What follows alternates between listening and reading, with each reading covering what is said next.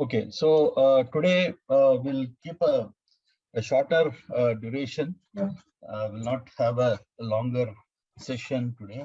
Hopefully, we'll just keep it a little short. And today we are going to discuss the capacity-oriented topics related to capacity.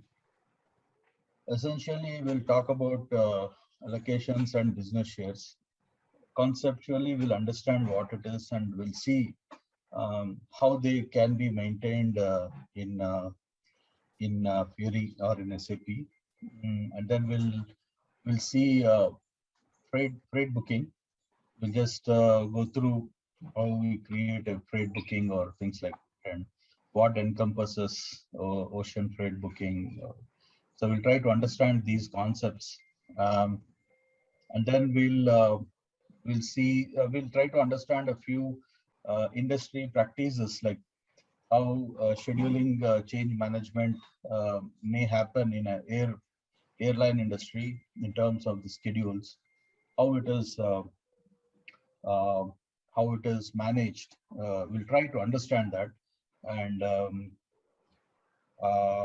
then before that, we'll quickly touch base aspects associated with freight unit. We have seen freight unit. We have seen freight unit in terms of freight units getting created by processing a sales order. We saw that in the cycle, but today we'll see a particular freight unit building rule. How does a freight unit building rule look like, and what would it have in terms of data maintenance? And then we'll see a freight unit type.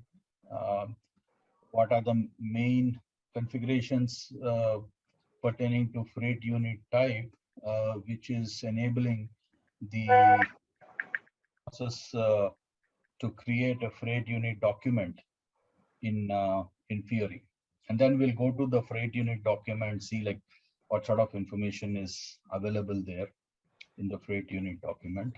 And so typically the freight unit document is essential for the carrier to operate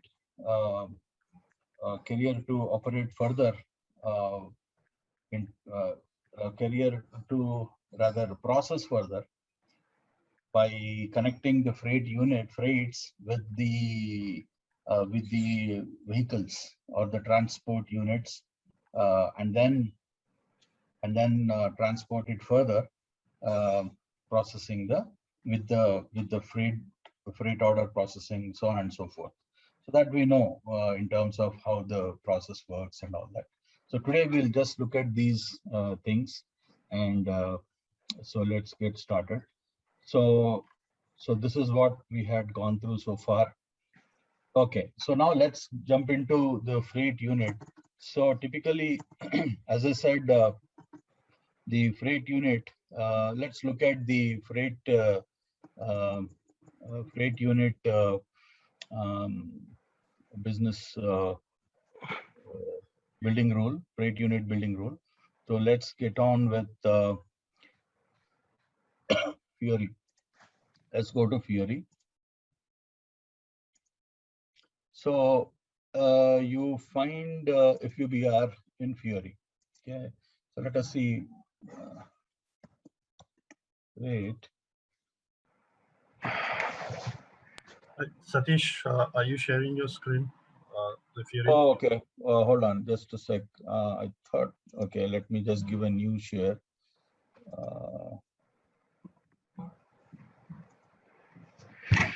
Can you see my screen now? Yes, please. Yeah, okay. Unit building. Edit. I'll just go to edit. So let's see one freight unit building rule, how it's given, what's given, and all that. So I think I have given some number, right? Let me see what I have given. So just better give that same number, just so that TM FUBR standard, right? Let me take that. TM FUBR standard. There are others which have been created as well. So I'm just taking the one which is even if you YAD, what does it take? Okay, just taken TMFUVR standard, just give a transport. It will ask for the transport. So just give the transport and just enter. So a simple document, a very simple document. Primarily, it gives information related to the quantities uh, which you which you maintain in your sales order or delivery, right? In sales order or delivery, suppose you give a quantities like, for example, 100 quantities, okay, and so there you have given 100 quantities. Here in this freight unit building rule, you could give the way that those quantities can be split. So the split criteria is something which you could hear.